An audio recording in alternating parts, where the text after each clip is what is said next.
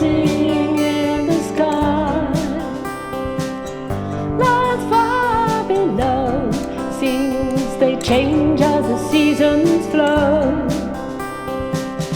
Heron flies the waterways, the reeds they sway. Memories of how the island used to be. We're coming home. We're coming home. We're coming home. We're coming home. We're coming home. Crossing over the swell.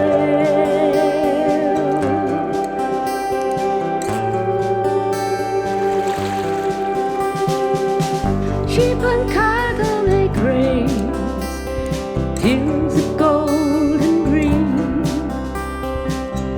Boats pass by in haze, I wonder where they've been. Hares play in a foggy haze, sunsets glow. After the beautiful day, we're coming home. We're coming home. We're coming home. We're coming home. We're coming home. Crossing over the swell.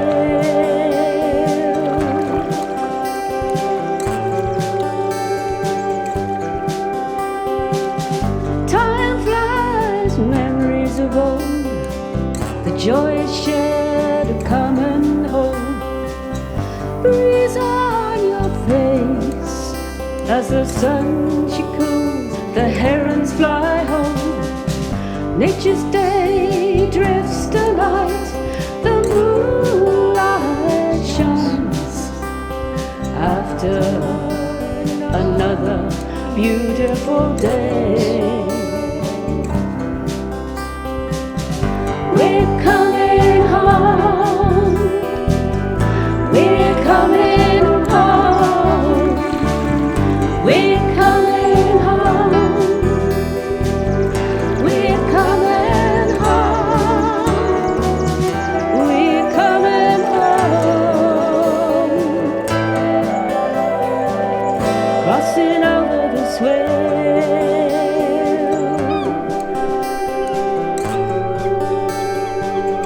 Crossing over the swell.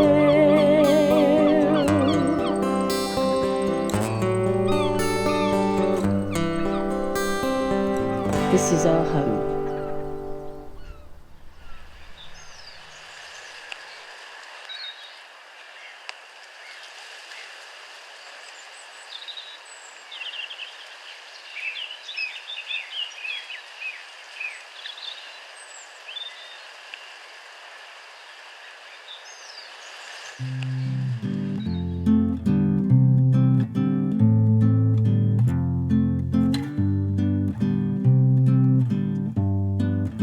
My dad, he was a skipper. He used to go Ipswich, up round as Great Yarmouth, right up as far as the Wash, down as far as Cornwall, Dover. I know he won the Thames barge race 3 years running.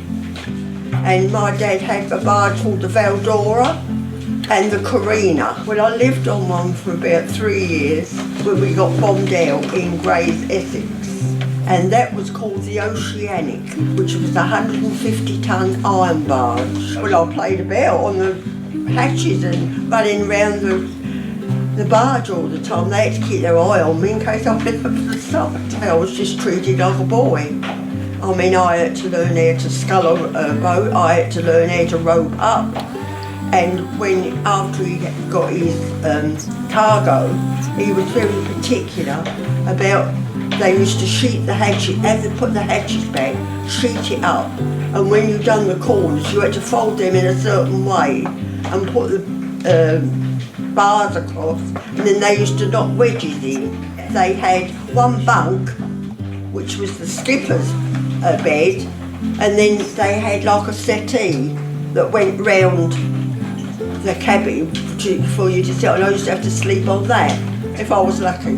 They used to have a galvanised tank up on the back of the barge, and wherever they went into port of call, they would fill that up with fresh water by hose to run it from wherever they was moored up. If there was a tap there, they used to run it into there, and that was your water. Decks were washed down regularly. A bucket of water from over the side, they was washed down. He was very particular about his garden. One time they asked him if he would mind taking coal from Southend up to the dock somewhere up in London, and he done it, and there was hell to pay because it made all his hold dirty, and he had that hold washed out. I can remember that, but he only ever carried corn, wheat, sugar.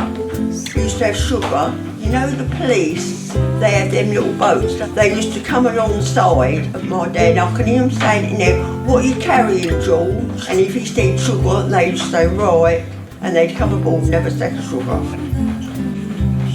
He was going down that way where the oyster was, because he'd be going round to Suffolk that way, wouldn't he? Ipswich and all there. If he was coming out from the London docks with whatever he'd got, he would stop till the tide went down, and then he could get out and get his oysters. And he used to do the cockles the other side if he was going up the Thames, or if he'd been into Ridham Dock with anything. When he come out, he would moor the barge there for a while, and tie it till he got a bucket full of cockles, and he used to have to cook them, and you could hear them cockles squeaking. I must admit, it was a hard life, but from what I can remember, I wouldn't have missed it for the world.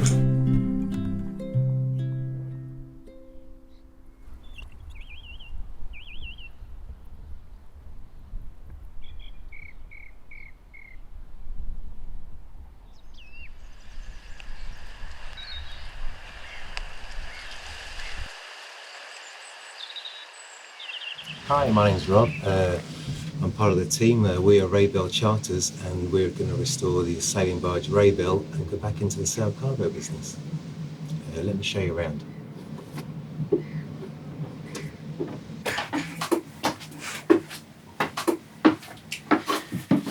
And here we are in the crew's accommodation. We'll normally be full of all the rigging, running rigging, spare rigging, anchor chain that you've seen on the quayside coming down here, that's stored under there.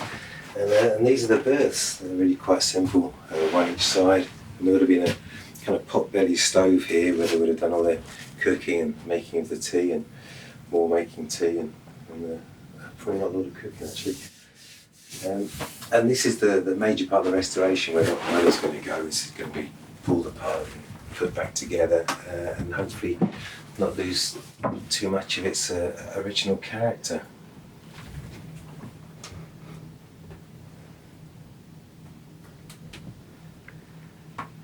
This is a nice carving that says it's certified for the accommodation of 2 seamen.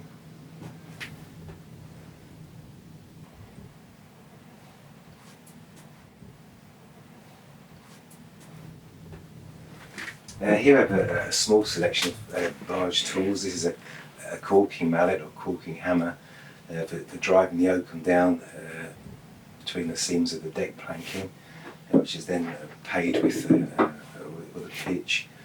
And then we serve the wires with these materials here using this tool here, and then that's then coated in a Stockholm tar, a sailmaker's palm here, pushing the needles through the rope and the canvas. We have the plumb bob, because it's for finding level on the barge or on any kind of vessel, so you don't use an ordinary spirit level.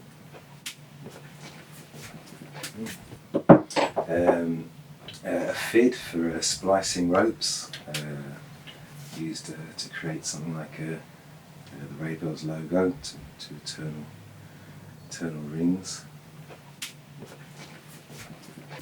And then coming to here, and it's a sort of conversion into a charter vessel. We have the heads, bathroom, shower, water tanks. Walking underneath the sailing deck, some of the original oakum falling down to the gaps in the planking there. And then through into the main hold of the vessel where the hatches would be lifted off and the cargo lowered in, be it timber hand loaded or grain coming in on a conveyor belt and taken out with a grab. And a lot of the sort of history of the cargo is still sort of reflected in I'm going to call it the floor. It's actually called the ceiling of the barge, as it seals the hold, and it's cut up and dug up with marks where men have been shoveling and crane grabs have been grabbing, and over the 100 or so years that she's been around. The steelwork is very similar to the steelwork that's incorporated into the Cutty Sark, one of our most famous ships, making a composite construction, which has indeed given her the longevity and the strength to survive to this day. But it's the timbers now that are mostly ageing and they need to be replaced. Stepping through the steel bulkhead, this was put in, we think around about the wartime. She was built down engine, but then had an engine unit put in around 1930, and this steel bulkhead was put in at that time. I think that's a kind of something to protect them in case there was a fire, and to separate them from some of the cargoes which could have been hazardous as well. But this would have in fact been the master's cabin, although there's nothing in here now. But this space will be reimagined for the restoration. We'll be researching, hopefully finding some original photographs and possibly putting it back as it was, because it was a particularly fine cabin. And then we've reached the far end or the stern of the ship, and the entrance and exit to the master's cabin, which is just up through here.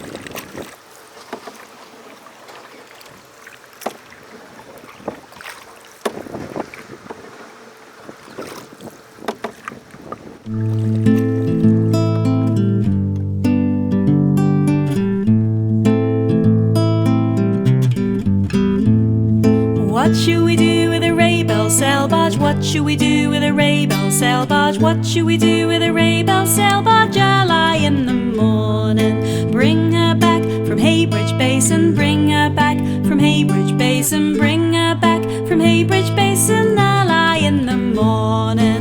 Hooray! And up she rises, hooray! And up she rises, hooray! And up she rises, early in the morning. Ride around the Isle of Sheppey, ride around the Isle of Sheppey, ride around the Isle of Sheppey, early in the morning. Bring her home to Milton Creek, bring her home to Milton Creek, bring her home to Milton Creek, early in the morning. Hooray!